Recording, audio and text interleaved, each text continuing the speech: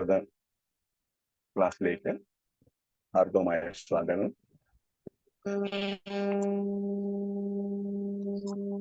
നമുക്ക് ഒരു ചെറിയ കീർത്തനത്തോടുകൂടി തുടങ്ങാം. ജയ രാധ മാധവ ജയ കുഞ്ച ബിഹാരി ജയ രാധ മാധവ ജയ കുഞ്ച ബിഹാരി ജയ ഗോപിജന വല്ലഭ ജയ ഗിരിവരധാരി ജയ ഗിരിവരധാരി യശോദനന്ദന വൃജ ജനരഞ്ജന യശോദനന്ദന വൃജ ജനരഞ്ജന യശോദനന്ദന വൃജ ജനരഞ്ജന യമുനാ തീരാവനചാരി യമുനാ തീരാവനചാരി ജയ രാധ മാധവ ജയ കുഞ്ച ബിഹാരി ഹരേ കൃഷ്ണ കൃഷ്ണ കൃഷ്ണ കൃഷ്ണ ഹരേ ഹരേ ഹരേ രാമ ഹരേ രാമ രാമ രാമ ഹരേ ഹരേ ഹരേ കൃഷ്ണ കൃഷ്ണ കൃഷ്ണ ഹരേ ഹരേ ഹരേ രാമ രാമ രാമ രാമ ഹരേ ഹരേ ഹരേ കൃഷ്ണ കൃഷ്ണ കൃഷ്ണ കൃഷ്ണ ഹരേ ഹരേ ഹരേ രാമ രാമ രാമ രാമ ഹരേ ഹരേ നാരായണം നമസ്കൃത്യം നരം ചൈവ നരോത്തമം ദേവീം സരസ്വതീം വ്യാസം തതോ ജയമദീരേ നഷ്ടപ്രായേഷു ഭദ്രേഷു നിത്യം ഭാഗവത സേവയാം ഭഗവതേ ഉത്തമശ്ലോകി ഭക്തിർഭവതി നൈഷ്ഠുകി മൂകം കരോതി വാചാലം പങ്കും ലംഘയതേ ഗിരിം യത് കൃപാതമഹം വന്ദേ ശ്രീഗുരും ദീനതാരിണം പരമാനന്ദമീശ്വരം ശ്രീചൈതന്യമീശ്വരം ശ്രീകൃഷ്ണ പരമാത്മനേ നമഃ. ശ്രീകൃഷ്ണായ വാസുദേവായ ദേവകീ നന്ദനായ നന്ദഗോപകുമാരായ ഗോവിന്ദായ നമോ നമഃ. നമോ പങ്കജനാഭായ നമോ പങ്കജമാലിനീ നമോ പങ്കജനേത്രായ നമസ്തേ പങ്കജാംഗ്രീ. ഓം നമോ ഭഗവതേ വാസുദേവായ ഓം നമോ ഭഗവതേ വാസുദേവായ ഓം നമോ ഭഗവതേ വാസുദേവായ. ഓം തത്സത്. ഹരേ കൃഷ്ണ. ഇന്ന് എനിക്ക് അലോട്ട് ചെയ്തിരിക്കുന്നത്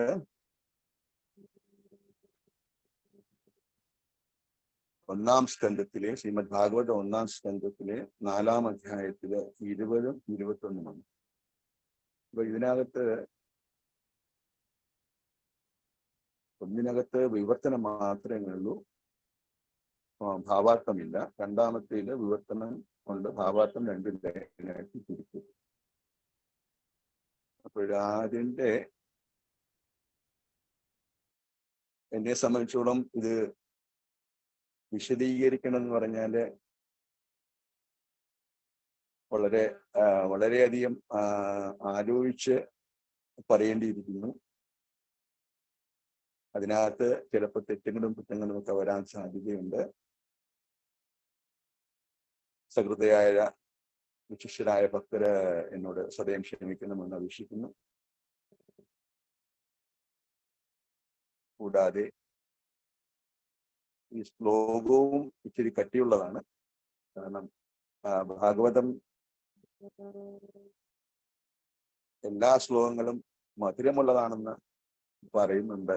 എങ്കിൽ തന്നെയും വായിക്കാൻ എടുക്കുമ്പോൾ കൂടുതലായിട്ട് തോന്നുന്നു. ഇതിന്റെ അന്തരംഗ ശുദ്ധിയുടെ കുറവ് കൊണ്ട് ആയിരിക്കാം ചിലപ്പോൾ അങ്ങനെ വരുന്നത് എന്ന് കരുതി. അതുകൊണ്ട് ഒരിക്കൽ കൂടി വിശിഷ്ട ഭക്തന്മാരുടെ പാദ നമസ്കാരം ചെയ്തുകൊണ്ട് തുടങ്ങും. ഹരേ കൃഷ്ണ. ശ്ലോകം 20.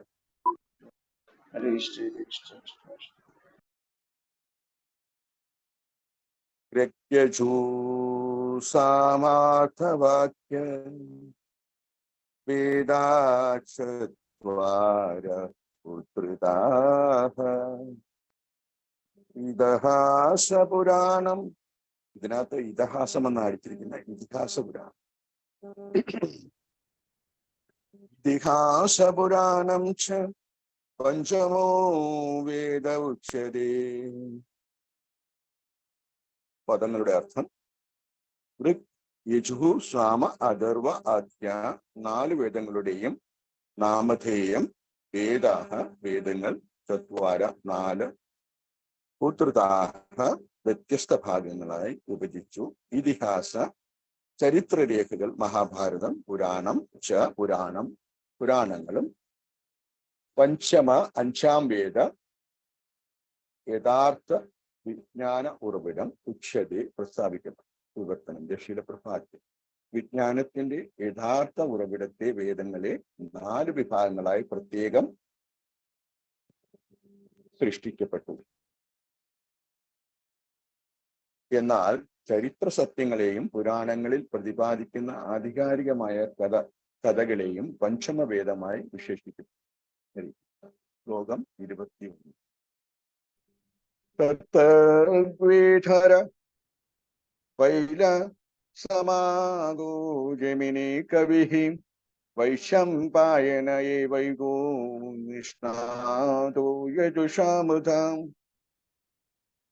പദങ്ങളുടെ അർത്ഥം: തത്ര അതിന്മേൽ, ഋഗ്വേദധര ഋഗ്വേദ വിദഗ്ധൻ, പൈല പൈല എന്ന നാമധേയമുള്ള ഋഷി, സാമക സാമവേദത്തിന്റെയും, യമിനിഹി യമിനി എന്ന ഋഷി, കവി ഉന്നത യോഗ്യതയുള്ള, വൈശംപായന വൈശംപായനൻ എന്ന നാമധേയനായ ഋഷിയും, ഏവ മാത്രം ഏകനായി, നിഷ്ണാഥ അതിനിപുണനായ, യജുഷ യജുർവേദത്തിന്റെ മഹാത്മ്യപ്പെടുത്തി.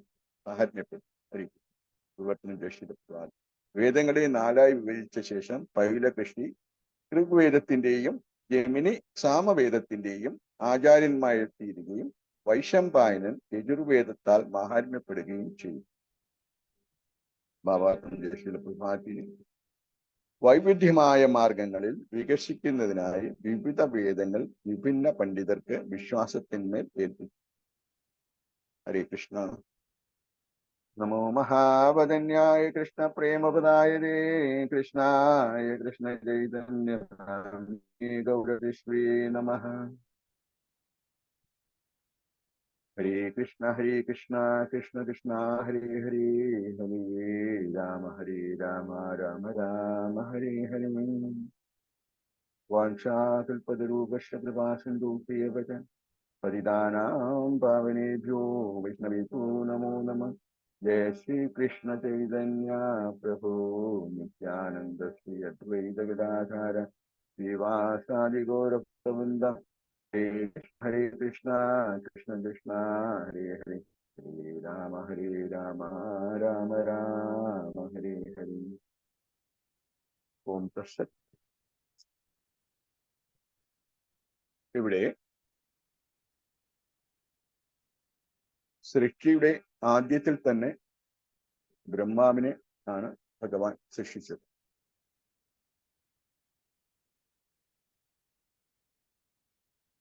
അപ്പോൾ അവിടെ 2ാമത്തെ സൃഷ്ടിയാണ് നടന്നിരിക്കുന്നത് ഭഗവാന്റെ.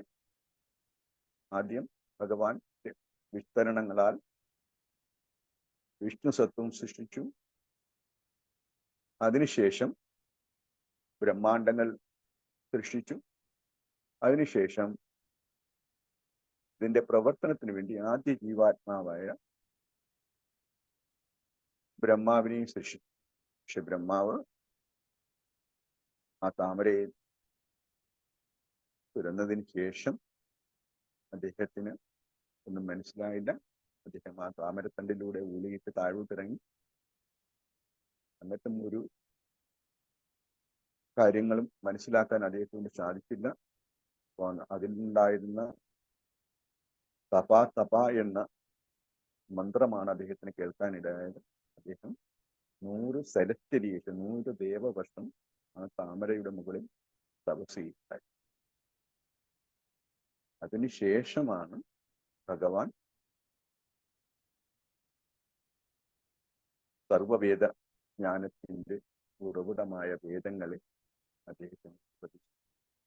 അദ്ദേഹത്തിന് ഉപദേശിക്കുമ്പോൾ യജുർവേദമാണ് അദ്ദേഹത്തിന്.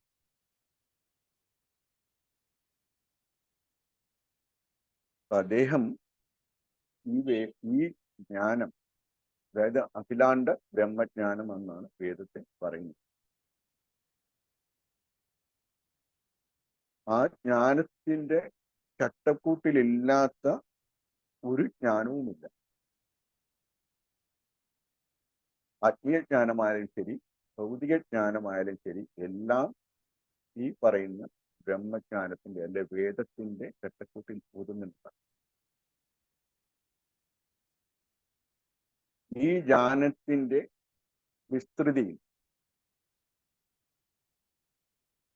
ഇല്ലാത്തതായോ അല്ലെങ്കിൽ അതിന്റെ പരിധിയിൽ വരാത്തതായോ ഒരു ജ്ഞാനവും ഇല്ല എന്ന് തന്നെയല്ല, അങ്ങനെ സ്വതന്ത്രമായ ഒരു ജ്ഞാനം ഉണ്ടെന്ന് ആരെങ്കിലും നടിക്കുന്നെങ്കിലും അതിൽ വ്യർത്ഥമാണ്. ഇപ്പോൾ സാമൂഹ്യമായാലും ആധ്യാത്മികമായാലും ഭൗതികത്തിലുള്ള എല്ലാ ശാസ്ത്ര ശാഖകളായാലും ശരി, അർത്ഥശാസ്ത്രമായാലും ശരി, ആയുർവേദമായാലും ശരി, രാജതന്ത്രമായാലും ശരി, കുതന്ത്രമായാലും ശരി, ചതിയായാലും ശരി, വഞ്ചനയായാലും ശരി, എല്ലാത്തിൻ്റെയും ജ്ഞാനത്തിന്റെ ഉറവിടം വേദമാണ്. അതിൽ നിന്ന് പുറത്ത് ഒരു സ്വതന്ത്ര ജ്ഞാനം ഇല്ലെന്നാണ് ശ്രീല പ്രഭുപാദ് പറയുന്നത്.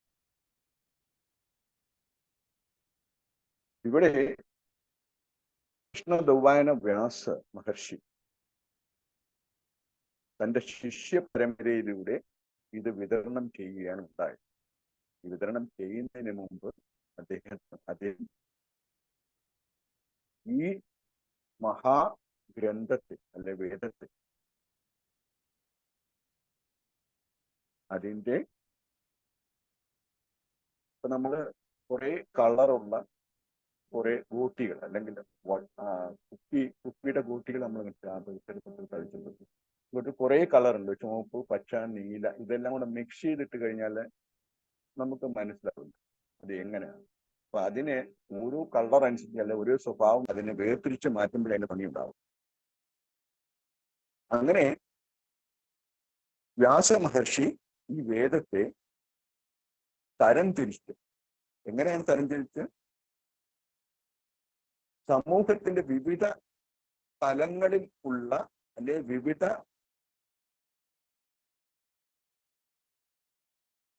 ജ്ഞാനതത്വത്തിൽ ഉള്ള പ്രാഗൽഭ്യമനുസരിച്ച് അവർക്ക് പ്രയോജനപ്പെടുത്തുന്ന രീതിയിൽ ഈ വേദത്തെ 4ആയിട്ട്. അങ്ങനെ വേദജ്ഞാനമാകുന്ന ഗോളത്തെ വ്യാസമാകുന്ന അല്ലെങ്കിൽ ഡയമീറ്റർ മധ്യരേഖയാവുന്ന വ്യാസം കൊണ്ട് 4ആയിട്ട് തിരിച്ചു. അങ്ങനെ ഓരോ ഭാഗത്തിനും അതിന് യോജിച്ച പേര് അതിന് കൊടുക്കുന്നത്. അങ്ങനെയാണ് ആ യജുർവേദമെന്ന വേദസംഹാരത്തെ ഋഗ്വേദം, യജുർവേദം, സാമവേദം, അഥർവവേദം എന്നീ 4 വേദങ്ങൾ സൃഷ്ടിച്ചത്.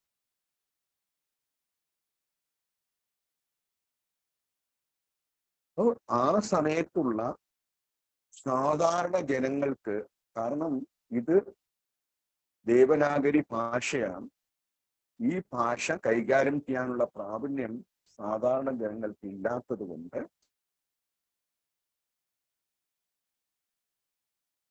വ്യാസമഹർഷി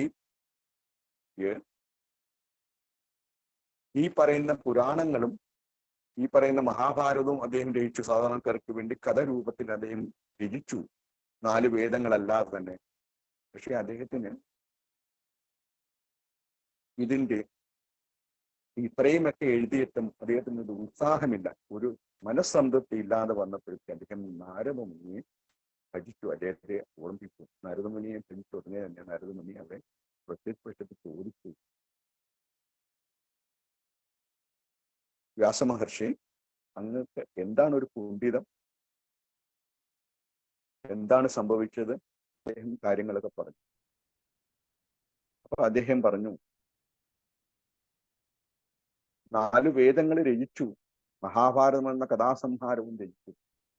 പക്ഷെ അതിനകത്ത് അത് വായിക്കുന്നവർക്ക് വേദങ്ങളുടെ അന്തസത്ത എന്താണെന്ന്, അല്ലെങ്കിൽ അതിന്റെ ലക്ഷ്യം എന്താണെന്ന് അവർക്ക് മനസ്സിലാക്കാൻ പ്രയാസമുണ്ട്. അപ്പൊ ഒരു മാർഗദർശിയായിട്ട് ഇതിന്റെ വിവരണം കൂടി കൊടുക്കണം എന്നത്. സാധാരണ ജനങ്ങൾക്ക് ഭഗവാനിലേക്ക് എത്താനുള്ള മാർഗം താങ്കൾ രചിക്കണം. അങ്ങനെ നാരദ മഹർഷിയുടെ അല്ലെ നാരദ മുനിയുടെ നിർദ്ദേശപ്രകാരമാണ് അദ്ദേഹം ഈ പറയുന്ന 4 വേദത്തിന്റെയും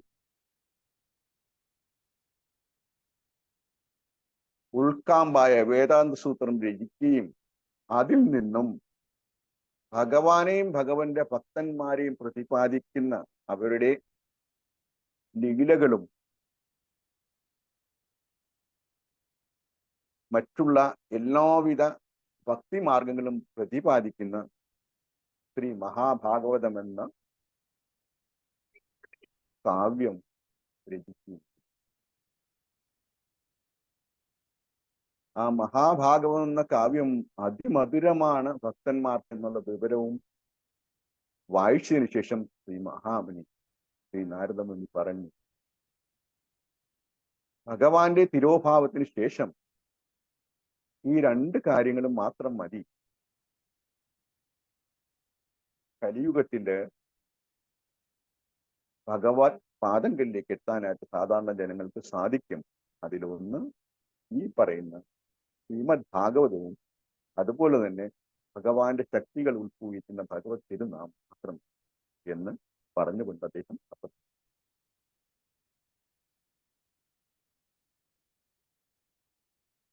ഇവിടെ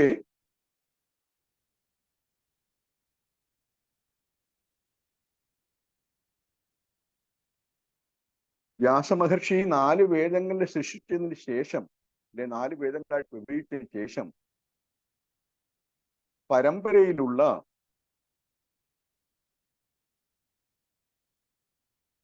അദ്ദേഹത്തെ ശിഷ്യന്മാർക്കായിട്ട് ഈ 4 വേദങ്ങളും സമർപ്പിക്കുകയാണുണ്ടായത്. അതില് ഋഗ്വേദത്തിന്റെ പ്രൊഫസറായി അല്ലെങ്കിൽ ആചാര്യനായി വൈദ ഋഷിയെയും, സാമവേദത്തിന്റെ ആചാര്യനായി ജമിനി ഋഷിയെയും വ്യാസദേവൻ ചുമതലയേൽപ്പിച്ചു. യജുർവേദത്തിന്റെ മാഹാത്മ്യം തിട്ടപ്പെടുത്താൻ വൈശമ്പായനെ നിയോഗിക്കുകയും ചെയ്തു.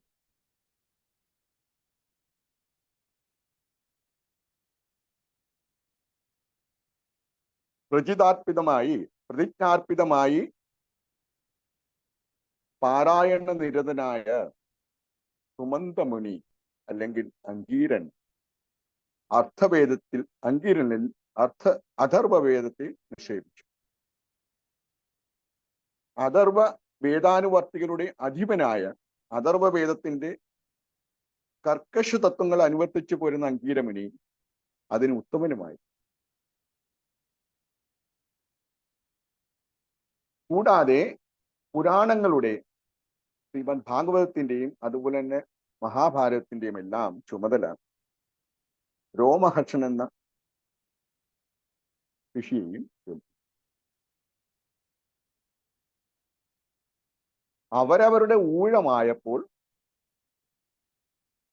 തങ്ങളിൽ നിക്ഷിപ്തമായ ഇരുന്ന അതത് വേദത്തെ അവരവരുടെ ശിഷ്യ പരമ്പരയിലേക്ക് കൈമാറി. അങ്ങനെ വേദങ്ങളുടെ അനുക്രമ ശാഖകൾ നിലവിലും ഇന്ന് ഈ ലോകത്ത് കാണുന്ന എല്ലാവിധ ആത്മീയ ഭൗതിക വിജ്ഞാനങ്ങളുടെ യഥാർത്ഥ ഉറവിടം വേദങ്ങൾ തന്നെയാണ്. വേദങ്ങളിൽ പ്രതിപാദിക്കാത്ത ഭൗതികത ജ്ഞാനവും അതീന്ദ്രിയ ജ്ഞാനവും യാതൊരു വിജ്ഞാന ശാഖകളും ഇല്ല. അതായത് വ്യത്യസ്ത ശിഷ്യ പരമ്പരകളിലൂടെ അനേകങ്ങളായി വിഭജിക്കപ്പെട്ട വേദവിജ്ഞാനം അഖില ഭുവനവും വ്യാപിക്കപ്പെടുന്നു.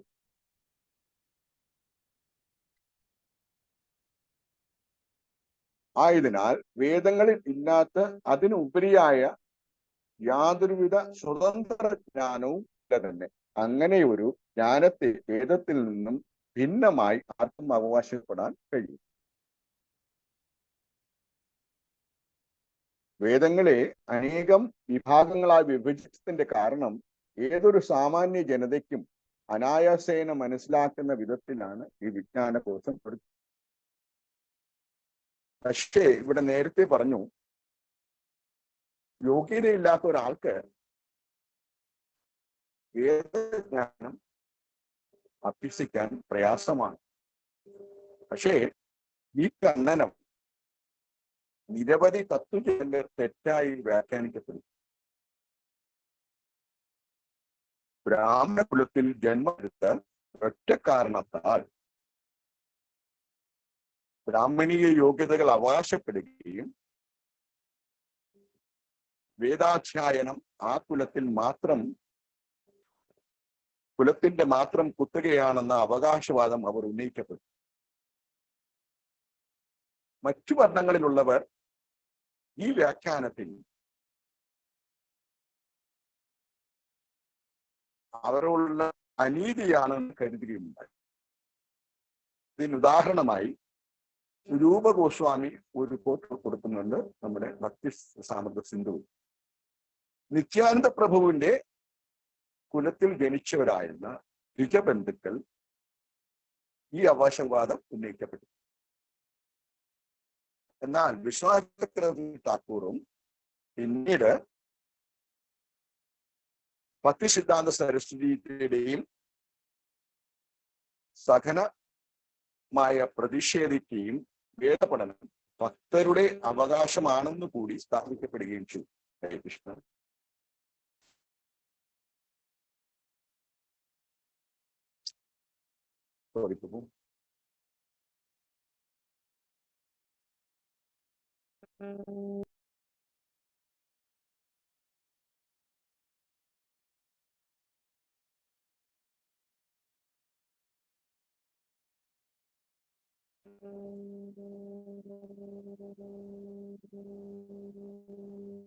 അങ്ങനെ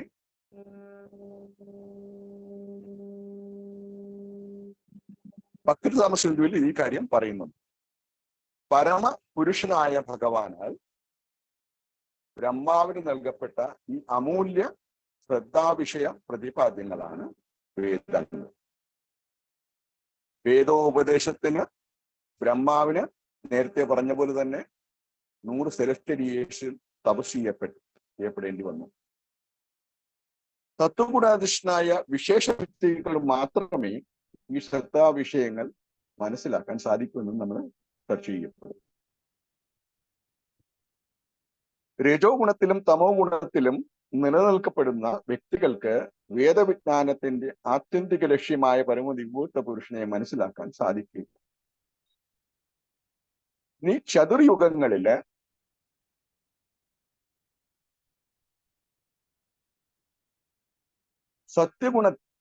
സത്യയുഗത്തില് അന്ന് മനുഷ്യന്റെ ആയുസ് ഏതാണ്ട് 1 ലക്ഷം വർഷമാണെന്നാണ് ഭാഗവതത്തിൽ പറയുന്നത്. അന്നത്തെ ജനങ്ങൾ, സാമാന്യ ജനങ്ങൾ, അതുപോലെ ഋഷിമാരും എല്ലാം തന്നെ സത്വഗുണാധിഷ്ഠമായി. ആയതിനാൽ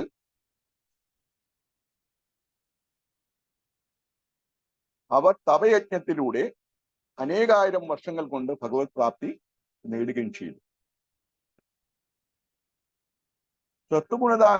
അധിഷ്ഠിതമായ ആ കാലഘട്ടത്തില് ജനസംഖ്യ താരതമ്യേന കുറവായി.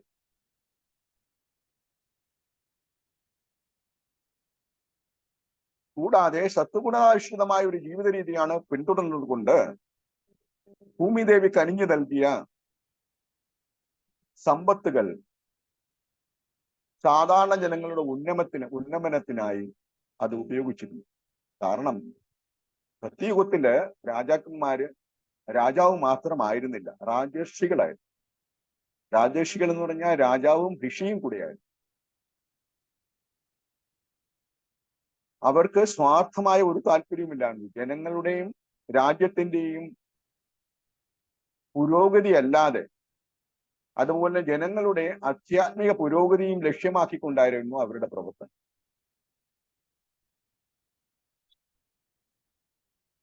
എന്നാൽ ത്രേതായുഗ ആയതോടുകൂടി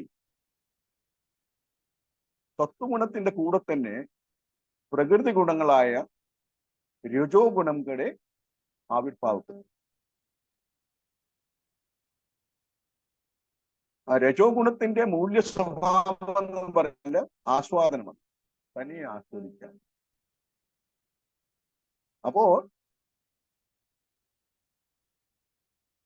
ഇന്ദ്രിയ ദർപ്പണത്തിന്റെ മൂല കാരണം രജോ ഗുണമാണ്. സനാതന സംസ്കാരത്തിന്റെ ഓപ്പോസിഷനും ഈ പറയുന്ന രജോ ഗുണം. അങ്ങനെ ത്രേതായുഗത്തോടു കൂടി മുൻപ് സത്യയുഗത്തിൽ നിലനിന്നിരുന്ന വർണ്ണ ആശ്രമ വ്യവസ്ഥയിൽ ഓട്ടം തട്ടാൻ പാടില്ല. കാരണം വ്യവസ്ഥയിൽ തലവനായിരുന്ന ബ്രാഹ്മണരിലും ക്ഷത്രിയരിലും കൂടി ഈ രജോ ഗുണം വ്യാപിക്കപ്പെട്ടു, അല്ലെങ്കിൽ അവര് അതിന്റെ അധീനരായി. ആ രജോ ഗുണത്തിൽ അധീനരായവർ, ഉദാഹരണമുണ്ടായിരുന്നു ഭാഗവതത്തില്. അതായത് ഒരു മത്സ്യം എങ്ങനാണോ തല ആദ്യം കേടാകുന്നത്, അതിനുശേഷം എൻ്റെ ശരീരം കേടാവുന്നു എന്ന് പറയുന്നത് പോലെ മാനവരാശിയെ നയിക്കേണ്ടവർ തന്നെ ഗുണച്യൂതി ഉണ്ടാകുമ്പോൾ ആ സമൂഹം തന്നെ ഗുണച്യൂതിയാൽ നശിക്കപ്പെടും.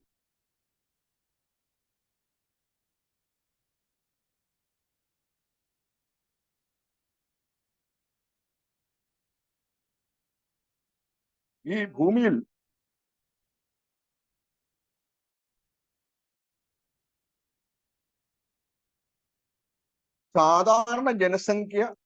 സാമാന്യ ജനസംഖ്യ വർദ്ധിക്കുകയും ത്രേതായുഗത്തില്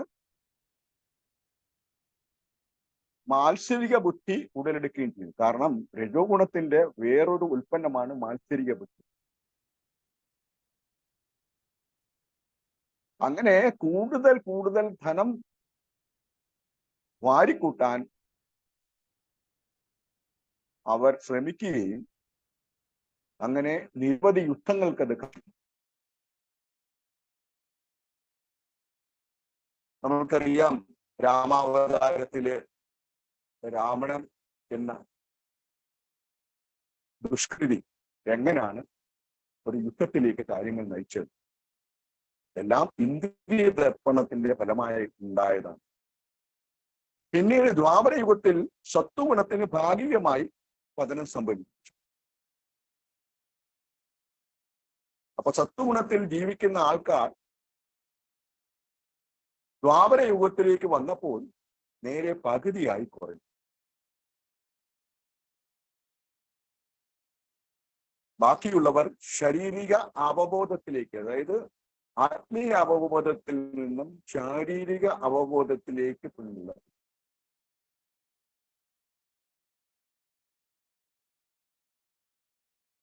അതുപോലെ തന്നെ സനാതന ധർമ്മത്തിന്റെ 4 നെടുംതൂണുകൾ അവയും നശിക്കാൻ തുടങ്ങി ഓരോന്നോരോന്നായി. അതായത് സത്യം, ദയ, തപശ്ചര്യ, ശുചിത്വം. ഈ 4 നെടുംതൂണുകളായിരുന്നു സനാതന ധർമ്മത്തിനുണ്ടായത്. പ്രതീകത്തിൽ ഇത് പൂർണ്ണമായിട്ട് പരിപാലിച്ചു. എല്ലാവരും തലവനെ പിന്തുടരുന്നു. കാരണം സമൂഹത്തെ നയിക്കാൻ പ്രാപ്തിയുള്ള തലവന്മാരെ പിന്തുടർന്നാണ് സത്യത്തിന്റെ ആൾക്കാർ തരുന്നു. അത് ശരിയുമാണ്. കാരണം അവർക്ക് അവരുടെ സ്വധർമ്മം മാത്രം അനുഷ്ഠിച്ചാൽ മതിയായിരുന്നു. ബാക്കിയുള്ള എല്ലാ ഭഗവാനോട് അർപ്പിക്കാനുള്ള കാര്യങ്ങൾ ബ്രാഹ്മണർ ചെയ്തിരുന്നു. രാജ്യത്തിന്റെ സുരക്ഷയും ഐശ്വര്യവും നിലനിർത്തേണ്ട കാര്യം ക്ഷത്രിയന്മാർ ചെയ്തിരുന്നു. സാമാന്യ ജനങ്ങൾക്കും രാജ്യത്തിനും വേണ്ടിയുള്ള ഭക്ഷണ പദാർത്ഥങ്ങളും അതിന്റെ വിതരണവും വൈശ്യർ ഏറ്റെടുത്തിരുന്നു. ഈ 3 വിഭാഗങ്ങളെയും സ്വന്തം സേവനം കൊണ്ട് സഹായിക്കാനായിട്ട് ശൂദ്രനും നിലനിന്നിരുന്നു. എന്നാൽ ത്രേതായുഗവും ദ്വാപരയുഗത്തോടുകൂടി രജോ ഗുണത്തിന്റെ കടന്നുകയറ്റം ഈ പറയുന്ന സനാതന ധർമ്മത്തിന്റെ ഓരോ തൂണുകളും ഒടിക്കാൻ പറ്റും.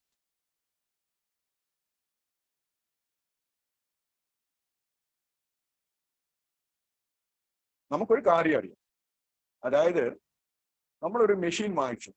അതായത് ഫുഡ് പ്രോസസ്സിങ്ങിന്റെ ഭക്ഷ്യ വസ്തുക്കൾ ഉണ്ടാക്കുന്ന ഒരു മെഷീൻ നമ്മൾ വാങ്ങിച്ചു. ആ മെഷീൻ ഓപ്പറേറ്റ് ചെയ്യാനുള്ള മാനുവൽ നമ്മുടെ കയ്യിലുണ്ട്. ആ മാനുവലിനനുസരിച്ചിട്ട് നമ്മൾ അതിനകത്ത് അസംസ്കൃത വസ്തുക്കൾ നിക്ഷേപിക്കുമ്പോൾ ആ അസംസ്കൃത വസ്തുക്കളുടെ ഗുണം അനുസരിച്ചായിരിക്കും ആ ഉൽപ്പന്നങ്ങളുടെ ഗുണവും നിലനിൽക്കുന്നത്. സത്യയുഗത്തില് സത്വഗുണത്തിൽ നിലനിന്നിരുന്ന ജനസമൂഹം അവരുടെ കർമ്മപ്രക്രിയയുടെ ഉൽപ്പന്നങ്ങളായിട്ടുള്ള എല്ലാവിധ സദ്ഗുണങ്ങളും മറ്റുള്ളവരിലേക്ക് അവർക്ക് പകരാൻ കഴിയും. എന്നാൽ ത്രേതായുഗത്തിലും ദ്വാപരയുഗത്തിലും സത്വഗുണത്തിന് മൂല്യചൂഷണം ഉണ്ടായത് കാരണം ഈ മെഷീൻ ഉൽപ്പാദിപ്പിക്കുന്ന അതേപോലെ ഗുണത്രയത്തില് ഡിറ്റോറേഷൻ, അതായത് ശോചനാവസ്ഥ ഉണ്ടായി.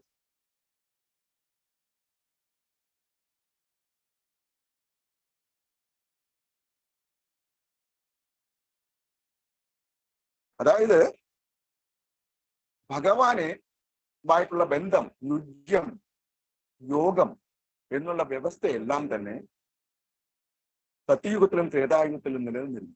എന്നാൽ ദ്വാപരയുഗത്തോടുകൂടി യജ്ഞങ്ങൾ അവസാനിച്ചു. ഭഗവാനെ അക്ഷവിഗ്രഹ രൂപത്തിൽ പ്രാർത്ഥിക്കാൻ തുടങ്ങി. എന്നാൽ രജോഗുണത്തിന്റെ പ്രഭാവം കൊണ്ട് പൂർണ്ണരൂപത്തിൽ ഭഗവാനെ മനസ്സിലാക്കാനോ ഭഗവാൻ സ്വയം ആവിർഭാവനായിട്ടും അദ്ദേഹത്തെ ഭഗവാനാണെന്ന് മനസ്സിലാക്കാനുള്ള സാധാരണ ജനങ്ങൾക്ക് അത് കഴിഞ്ഞില്ല. കാരണം അവരുടെ ഗുണാധിഷ്ഠിതമായ കാര്യങ്ങൾ കൊണ്ടാണ് അതിങ്ങനെ കഴിയാതെ വന്നത്. കലിയുഗത്തിന്റെ ആരംഭത്തിൽ തന്നെ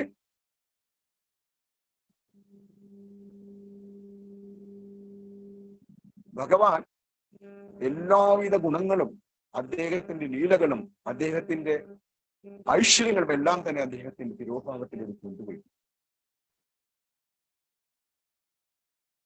എന്നാൽ വ്യാസദേവൻ എഴുതിയ ശ്രീമദ് ഭാഗവതവും നാരദീയ ബൃഹത് പുരാണത്തിൽ കൂടെ കൊടുത്തിരുന്ന ആ മഹാമന്ത്രവും അല്ലെങ്കിൽ കരിചന്ദ്ര ഉപദേശത്തിൽ കൊടുത്തിരുന്ന മഹാമന്ത്രവും കലിയുഗത്തിന്റെ രക്ഷയ്ക്കായി വരുമെന്ന് ഉള്ള ആ ഒരു പ്രവചനവും ഉണ്ടായിരുന്നു. പക്ഷേ തലപ്പത്തിരുന്ന തലവന്മാരുടെ അവരുടെ സ്വാർത്ഥ സ്വഭാവം കാരണം സത്വഗുണത്തിൽ നിന്നും ശോധനാവസ്ഥയിലെത്തിയ അവർ സ്വന്തം കാര്യത്തിന് വേണ്ടി മല്ലടിച്ചു. ഈ രണ്ട് കാര്യങ്ങളും കലിയുഗധർമ്മമായ ഭഗവാന്റെ തിരുനാമവും അതുപോലെ തന്നെ ആ ഭാഗവതവും താഴേക്കിടുന്ന ങ്ങളിലേക്ക് എത്തിക്കാൻ അവർ കഴിയില്ല.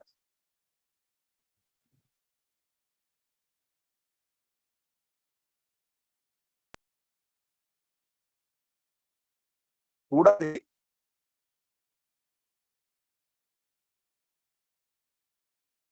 ഇതിന്റെ ശോചനീയാവസ്ഥ സനാതന ധർമ്മത്തിന്റെ ശോധനത്തിന് കാരണം.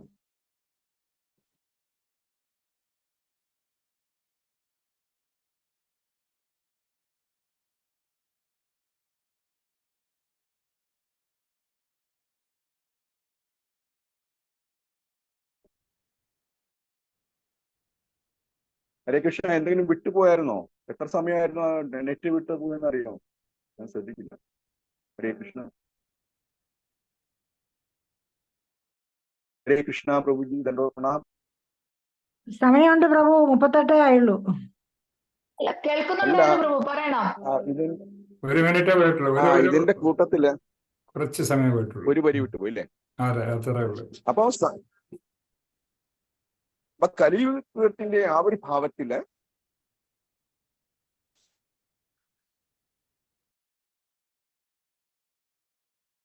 സാധാരണ ജനതയെ മാർഗത്തിലേക്ക് നയിക്കേണ്ടവർ തന്നെ ശോചനീയാവസ്ഥയിൽ എത്തിയത് കാരണം വർണ്ണാശ്രമ ധർമ്മവും സനാതന ധർമ്മവും ശോചനീയാവസ്ഥ. എല്ലാവരും ഏതാണ്ട് 3/4 ഭാഗവും ജനതയും ഇന്ദ്രിയ ദർപ്പണത്തിൽ മുഴുകി തുടങ്ങി പരമദൈവത്വ പുരുഷനെ പാടെ മറന്ന് താൽക്കാലിക ഇന്ദ്രിയ സുഖത്തിന് വേണ്ടി അവർ പരക്കാൻ പായാൻ തുടങ്ങി. ഇവിടെ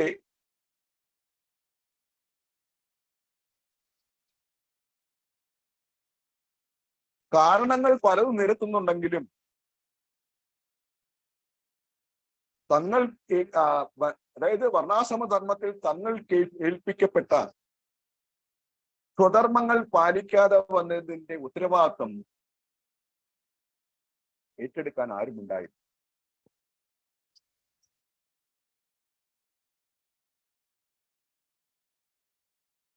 ഗുണങ്ങൾ മനുഷ്യനിൽ പ്രക്ഷുബ്ധമായതോടുകൂടി തന്നെ സമൂഹത്തില്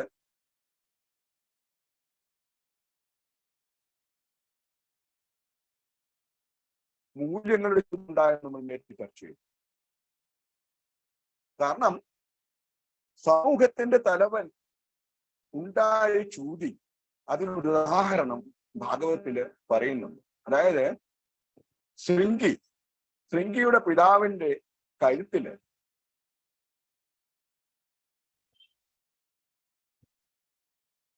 പാമ്പിന്റെ അല്ലെ മരിച്ച സർപ്പത്തിനെ എടുത്ത് ശൃംഗിയുടെ പിതാവിന്റെ കഴുത്തിലിടുകയും അത് പരിഷത്ത് മഹാരാജാവിന്റെ ദോഷം തന്നെ എങ്കിലും അദ്ദേഹം അതിന് ക്ഷമാപണം നടത്തിയിരുന്നു ഋഷിയോട്. പക്ഷെ അദ്ദേഹത്തിന്റെ മകൻ ശൃംഗി എല്ലാ ബ്രാഹ്മണ ശ്രേഷ്ഠതകളും മറന്ന് ക്രോധത്തോടുകൂടി പരിഷത്ത് മഹാരാവിനെ ശപിക്കുകയാണ് ഉണ്ടായത്. ആ ശാപമാണ് എല്ലാവിധ മാത്സര്യത്തിനും എല്ലാവിധ മൂല്യചൂദനത്തിനും കാരണമായിട്ട് ഉണ്ടായിരുന്നതാണ് ഭാഗവത്തിൽ പറയുന്നത്.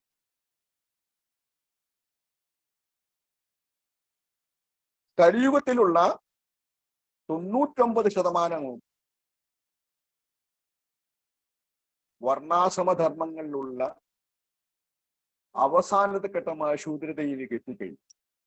എന്തുകൊണ്ടാണ് അങ്ങനെ പറയാൻ കാരണം? തൻ്റെ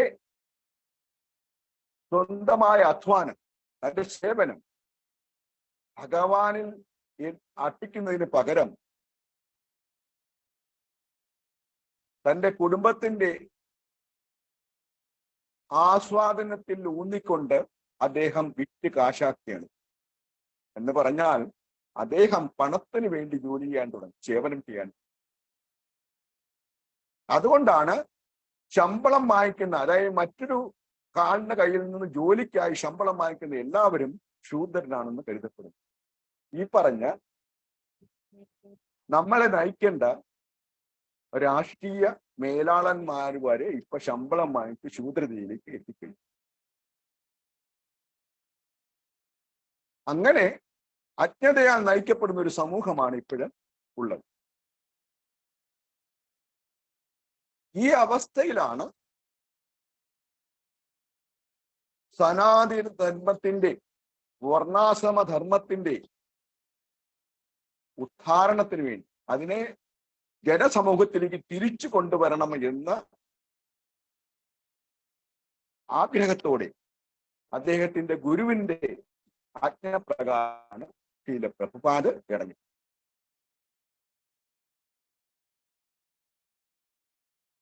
അദ്ദേഹത്താൽ നിർമ്മിതമായ, അദ്ദേഹത്താൽ പുനരുജ്ജീവിപ്പിച്ച ഭക്തിയുത സേവനം ലക്ഷ്യമാക്കിക്കൊണ്ടുള്ള, സനാതന ധർമ്മത്തിൽ ഊന്നിക്കൊണ്ടുള്ള കൃഷ്ണ അവബോധ പ്രസ്ഥാനം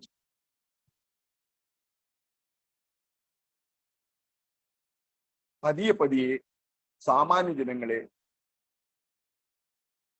ദൈവീ വർണ്ണാശ്രമത്തിലേക്ക് തിരിച്ചു കൊണ്ടുവരാൻ തുടങ്ങിയിട്ടുണ്ട്. വർണ്ണാശ്രമം വേറെയാണ്, ദൈവീ വർണ്ണാശ്രമം വേറെയാണ്. വർണ്ണാശ്രമം എന്ന് പറഞ്ഞാൽ അത് ഭൗതികമായിട്ടുള്ള ഉന്നമനത്തിന് വേണ്ടിയുള്ളതാണ്. അവസാനം മോക്ഷത്തിലേക്ക് നയിക്കാൻ പ്രാപ്തമായ രീതിയിലാണ് വർണ്ണാശ്രമ ധർമ്മം രചിച്ചിരിക്കുന്നത്. എന്നാൽ ദൈവീയ വർണ്ണാശ്രമം നമ്മുടെ ചിന്തയും ബുദ്ധിയും നമ്മുടെ പ്രവർത്തനവും എല്ലാം ഭഗവാനിൽ അർപ്പിച്ച് അദ്ദേഹത്തിന്റെ സേവനത്തിൽ ഉന്നിക്കൊണ്ട് നമ്മൾ ഭോക്താവാകാതെ അനുഭോക്താവായിട്ട് നിന്നുകൊണ്ട്, അതായത് ഭഗവാന്റെ ഉച്ഛിഷ്ടം ഭക്ഷിച്ചുകൊണ്ട് സദാ ആനന്ദത്തിൽ ഇരിക്കാൻ പറ്റിയ ഒരു അവസരം സൃഷ്ടിക്കുകയാണ് ഈ കൃഷ്ണ അവബോധ പ്രസ്ഥാനത്തിന്റെ ഉദ്ദേശം. ഇന്ന് ഭക്തന്മാർക്ക് ഒരു കുടക്കീഴിൽ ഒത്തുകൂടാനും ഭഗവത് സത്സംഗം നടത്താനും അതുപോലെ തന്നെ ഭഗവാന്റെ ഗുണലീലകൾ പുകഴ്ത്തി പാടാനും അന്യോന്യം സഹായിക്കാനും പറ്റുന്ന ഒരു വേദിയായിട്ട് ആണ് ശ്രീല പ്രഭുപാദ് ഈ കൃഷ്ണാബോധ പ്രസ്ഥാനം ഉണ്ടാക്കി. അദ്ദേഹത്തിന്റെ ആജ്ഞപ്രകാരം അദ്ദേഹത്തിന്റെ ശിഷ്യന്മാരായ ഓരോരുത്തരും ഓരോ മേഖലയും ദൈവീ ആശ്രമത്തിന്റെ വിശേഷതയും അതിന്റെ മൂല്യതയും വിവരിച്ചുകൊണ്ട് ഗ്രാമങ്ങൾ തോറും നഗരങ്ങൾ തോറും ഇന്ന് നടക്കുകയാണ്. അദ്ദേഹത്തിന്റെ ആ സൈന്യത്തിന്റെ ഒരു കന്യ എന്നുള്ള നിലയിൽ ഈ എളിവനായ ഞാനും എന്നാൾക്കറിയുന്നത് അണ്ണാറക്കണ്ണൻ തന്നാലായെന്നുള്ള നിലയിൽ ഞാനും പ്രവർത്തിക്കുക. ഭഗവത് കൃപയുണ്ടാകാൻ ഞാൻ ഭഗവാനോട് കേണപേക്ഷിക്കുന്നു. ഇത്രയും മാത്രമേ എനിക്ക് പറയാനായിട്ടുള്ളൂ. ഈ ശ്ലോകങ്ങളെ പറ്റി ഒന്നും വിശദമായിട്ട് എനിക്ക് പറയാനുള്ള അവസരം അല്ലെങ്കിൽ നമ്മുടെ ഗ്രന്ഥങ്ങൾ ഒന്ന് വായിച്ചു നോക്കാനോ ഇതിന് പറ്റിയ പ്രഭുപാദിന്റെ കോട്ടുകൾ എടുത്തുകൊണ്ടുവരാനോ ഉള്ള സമയം കിട്ടിയില്ല. ആയതിനാൽ സദയം ക്ഷമിച്ചുകൊണ്ട് എന്നെ അനുഗ്രഹിക്കണമെന്ന് പ്രാർത്ഥിച്ചുകൊണ്ട് ഞാൻ ഇവിടെ ഉപസംഹരിക്കുന്നു. ഹരേ കൃഷ്ണ. പ്രഭുജി, പ്രണാമം. ഈ എല്ലാ യുഗങ്ങളിലും ഇറങ്ങിച്ചെന്ന്, ആദ്യത്തെ കൃതയുഗം മുതൽ എല്ലാ യുഗങ്ങളിലും ഇറങ്ങിച്ചെന്ന് കലിയുഗത്തിൽ നമുക്ക് വേണ്ട എല്ലാ നമ്മൾ എങ്ങനെ ചെയ്യണം, എങ്ങനെ ഭഗവാനെ പ്രാപിക്കണം എന്നുള്ളത് വരെ വിശദമായിട്ട് തന്നെ എടുത്തു പ്രഭു. പിന്നെ ഈ വേദങ്ങളുടെ പ്രാധാന്യവും നമ്മുടെ ഭാഗവതത്തിന്റെയും ഭഗവത്ഗീതയുടെയും അതിന്റെ എല്ലാം പ്രാധാന്യങ്ങളും സാധാരണ ജനങ്ങൾക്ക് മനസ്സിലാകുന്ന രീതിയിൽ തന്നെ വിസ്തരിച്ച് തന്നെ പ്രഭു എടുത്തു. വളരെ സന്തോഷം. താങ്ക് യു പ്രഭു. പ്രണാമം പ്രഭുജി. ഹരി.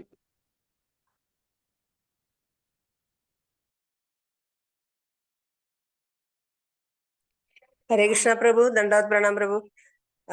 വളരെ ഗഹനമായ വിഷയം, നമുക്ക് മനസ്സിലാകുന്ന രീതിയിൽ, എങ്കിലും അത് മനസ്സിലാവാൻ അത്രയും ബുദ്ധിമുട്ടുള്ള ഒരു കാര്യം മനസ്സിലാകുന്ന രീതിയിൽ പറഞ്ഞു തന്നതിന് വളരെ നന്ദി പ്രഭു.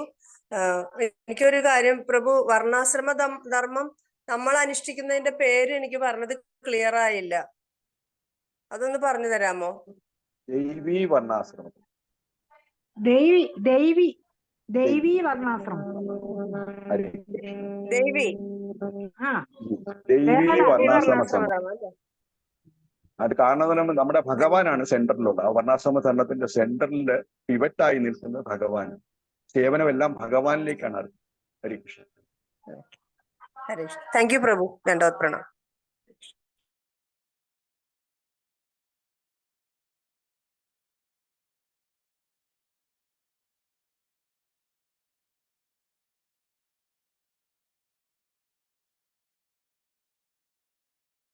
ഇനി എന്തെങ്കിലും ബാക്കിയുണ്ടോ?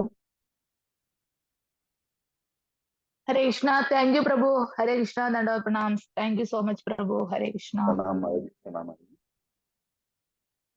ഹരേ കൃഷ്ണ. വളരെ നന്ദി പ്രഭുജി.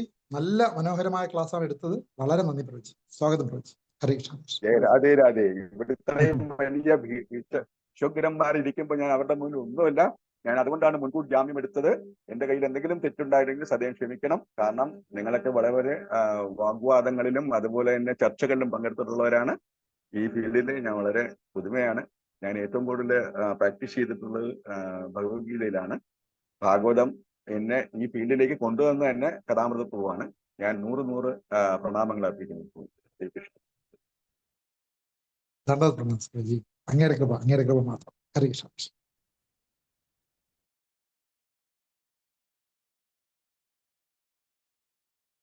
നിർത്താവല്ലോ അല്ലേ? എന്തെങ്കിലും ചോദ്യം ഉണ്ടോ? ഇല്ലാന്ന് തോന്നുന്നു പ്രഭു. നിർത്താം പ്രഭു. അല്ല, ത്രിഗുണങ്ങളുടെ ഒരു കഥ കൂടെ കേൾക്കണോ? സമയമുണ്ടോ? പ്രഭു പറയണം. തീർച്ചയായും പ്രഭു, തീർച്ചയായും. ഹരേ കൃഷ്ണ. അപ്പൊ ത്രിഗുണങ്ങള് എങ്ങനെയാണ് മനുഷ്യരിൽ പ്രവർത്തിക്കുന്നതിന്റെ ഒരു ഉദാഹരണമാണ് പറയാൻ പോകുന്നത്. പക്ഷെ അത് ശരിക്കും ഭൗതികമാണ്. അത് നമ്മള് ആത്മീയമായിട്ട് എങ്ങനെ കണക്ട് ചെയ്യാമെന്നുള്ളതിനെ ഞാൻ പറഞ്ഞു. കാരണം അവിടെ ഒരു സ്വാത്വികനായ മനുഷ്യൻ ഉണ്ടായിരുന്നു. അതുകൊണ്ടാണ് അത് ആത്മീയമായിട്ട് കണക്ട് ചെയ്യാൻ പറ്റുന്നതെന്ന് നോക്കുന്നത്. അക്ബറുടെ രാജ്യത്ത് അദ്ദേഹത്തിന്റെ ഉപദേശകനായിരുന്നു ബീർബൽ. ഒരു ദിവസം അദ്ദേഹം മിക്കവാറും എല്ലാ ദിവസവും രാവിലെ നായാട്ടിന് പോവുമായിരുന്നു അക്ബർ. അപ്പൊ ഒരു ദിവസം നായാട്ടിനായി ഇറങ്ങി പുറപ്പെടുമ്പോൾ രാജകൊട്ടാര ദ്വാരത്തില് ഒരു ഭാണ്ഡക്കെട്ടുമായിട്ട് ഒരാൾ വരും. ഇദ്ദേഹം കണി കാണുകയും ചെയ്തു. പെട്ടെന്ന് തന്നെ അദ്ദേഹം സ്റ്റെപ്പിൽ തട്ടി മറിഞ്ഞു വീണ് കാലും ചെറുതായി. അറിയാവല്ലോ, രാജകൊട്ടാരത്തില് രാജാവിനെ എന്തെങ്കിലും ചെറുതായിട്ടൊന്ന് പറ്റിയാൽ പോലും അത് അപശകുനമായിട്ട് കരുതുന്നതാണ്. പെട്ടെന്ന് തന്നെ രാജഗുരുവിനെ വിളിച്ചു കാര്യം പറഞ്ഞു. അപ്പൊ അദ്ദേഹം പറഞ്ഞു, അപശകുനം തന്നെയാണ്, ഇതിന് ഉത്തരവാദിയായ ആളിനെ വിളിച്ചിട്ട് വിചാരണ ചെയ്യണമെന്ന്.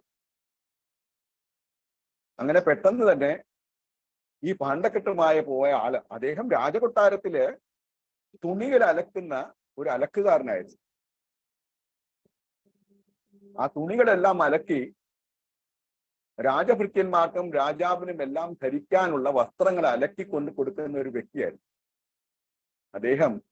ഇത് കൊണ്ടു കൊടുക്കാൻ അതിരാവിലെ പോയതാണ്. കാരണം രാജകൊട്ടാരത്തിലെ കാര്യസ്ഥർ പറഞ്ഞിരുന്നു നാളെ ഒരു യാത്രയുണ്ട്, അപ്പം വസ്ത്രങ്ങളെല്ലാം തന്നെ പെട്ടെന്ന് അതിരാവിലെ എത്തിക്കണമെന്ന്. അതുകൊണ്ടാണ് അദ്ദേഹം വെളുപ്പാൻ കാലത്ത് തന്നെ വന്നത്. അങ്ങനെയാണ് രാജാവിന് അദ്ദേഹത്തെ കണി കാണേണ്ടി വന്നത്.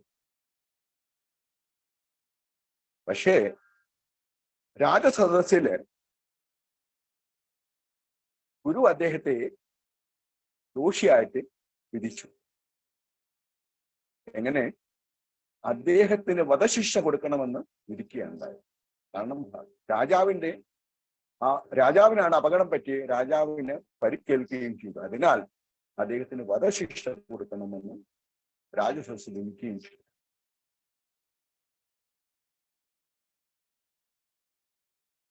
പക്ഷെ വീരബൽ അവിടെ ഇരിപ്പുണ്ടായിരുന്നു. വീരബല് പറഞ്ഞു,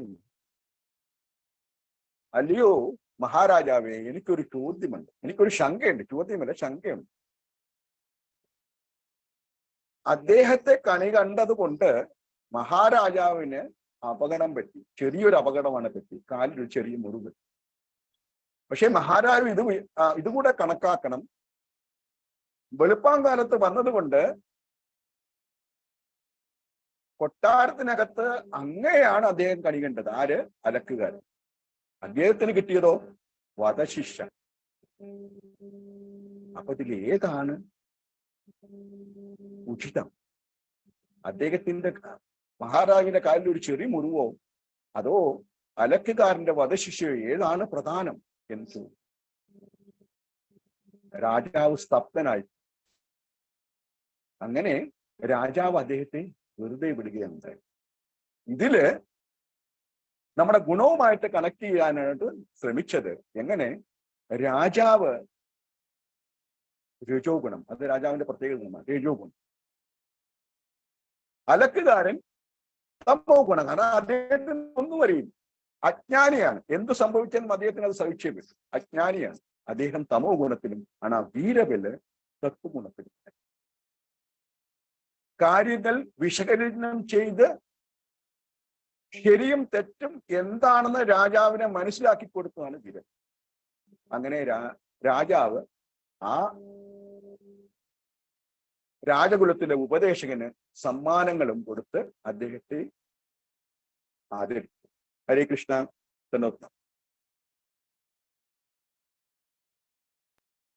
താങ്ക് യു പ്രഭു. ഹരേ കൃഷ്ണ. ഹരേ കൃഷ്ണ. സൂപ്പർ പ്രഭുജി, സൂപ്പർ സൂപ്പർ. ഹരേ കൃഷ്ണ.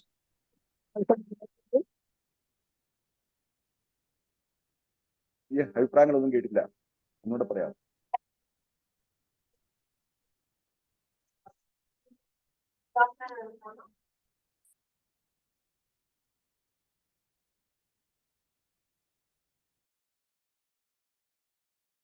നമ്മുടെ ഇന്നത്തെ വിഷയവും ഗുണങ്ങളിൽ അധിഷ്ഠിതമായിട്ടാണ് സംഭവങ്ങൾ നടന്നിരിക്കുന്നത്. അതുകൊണ്ടാണ് ഞാൻ ഈ കഥ പറയേണ്ടത്. ഹരേ കൃഷ്ണ. അപ്പൊ നമുക്ക് അവസാനിപ്പിക്കാം പ്രഭുജി. മാതാജി. ഓക്കെ പ്രഭു. ഹരേ കൃഷ്ണ. ഇത് ചെയ്തുള്ളൂ. ഇന്നോട്ട് ചെയ്തു. ക്ലോസ് ചെയ്യട്ടെ പ്രഭു. ഹരേ കൃഷ്ണ. ഹരേ കൃഷ്ണ. ഹരേ കൃഷ്ണ.